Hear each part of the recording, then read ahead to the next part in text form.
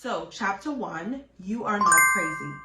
So the first thing I want to highlight about the introduction and chapter 1 of this book is how neutral the author Lisa Turquoise is in highlighting that while most of what she's writing about refers to her marriage or her former marriage, her advice is not limited to marriage relationships, but every type of relationship.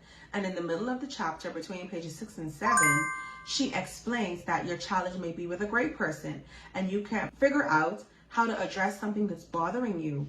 Or it may be with a person in authority over you, or it can be with a family member who lives in your home and you need some distance. And so a few points I want to highlight from chapter 1. It is impossible to build trust if it keeps getting broken. For the purpose of a practical illustration, I thought of replacing the word trust with the word wall or building, or in my case, having 2 young children who are always building something. I thought of like a Lego structure. Like you cannot build it if it's going to keep getting broken.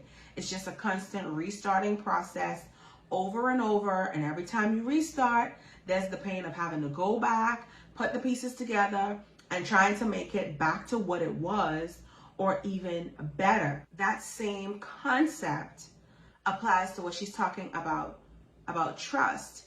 And she says that in order for love to thrive as true and lasting, it must be within the safety of trust. As she talks about trust being incredibly fragile and the setbacks are cruel, unexpected sprains are debilitating. Which leads me to point number 2. The first thing that came to mind when I read unexpected sprains, I thought of triggers. And fortunately, she did go into a deep dive into what triggers are, along with her counselor, Jim, who has an excerpt at the end of the chapter on just triggers. And he says, whether the triggers are internal or external, it affects the feeling part of our brain, and we start to predict what will happen next. It makes us anxious because it sets off an alarm, and then we feel like something isn't right or something isn't safe. It either happens because of unhealed trauma still inside of us, or it's pointing to new trauma that is happening in the present moment.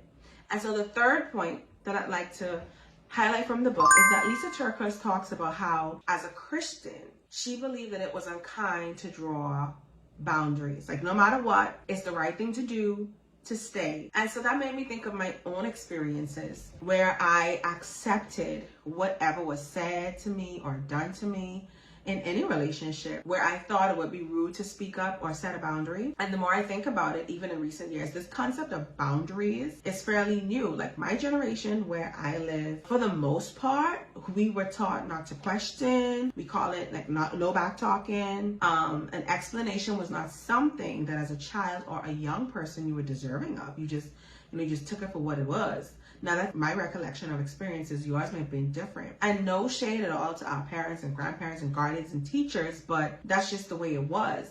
And for someone like me, who's always been more vocal in expressing how I feel about a situation, I was always considered like sassy or rude or disrespectful, when now I'm learning that it was truly my way at the time of setting boundaries. Whether it was the right way or not, that was my way of setting a boundary. So I'm learning that about myself as I continue to read the book. And my fourth and final point, setting boundaries is a God idea. And this is where Lisa Turquoise is getting to at the end of chapter 1. And I'm interested to see where she's going with it, because she used Jeremiah chapter 5 verse 22, and I'll read it from the New International Version. It says, "Should you not fear me, declares the Lord? Should you not tremble in my presence? I made the sand a boundary for the sea, an everlasting barrier it cannot cross. The waves may roll, but they cannot prevail. They may roar, but they cannot cross it." Now I'm interested to see where this is going, because I live in a hurricane-prone country, and I've seen that ocean cross that sand. But I've also seen that the ocean always has to go back. But I've also observed that many times when that ocean crosses over the line, not all the time, a previous boundary had been ignored, whether it was the sand had been dredged already from that area, or that area was supposed to be sand and it was filled in to create more land space for homes and buildings and whatever. And so I don't want to preempt anything, and I do need to go into that scripture a bit more, do some studying. but I'm interested to see where that's going. And so she ends it with practical advice. You have the power to rise to resiliency. Call a timeout, remove yourself, seek others to help you process, get a plan, schedule something to look forward to. And these are all important as we're learning to identify unhealthy relationships. And for those of us, God may be confirming some unhealthy relationships that we have to deal with and that we have to set some boundaries. And so for our reflection question, it comes straight out of the end of chapter 1. In what ways have you believed that it was unchristian to require others to treat you in healthy ways? So I'm excited to see your responses in the chat. If you want to post a video, if you want to type it, if you want to put a meme, that is absolutely fine. And I will see you in chapter check-in number 2.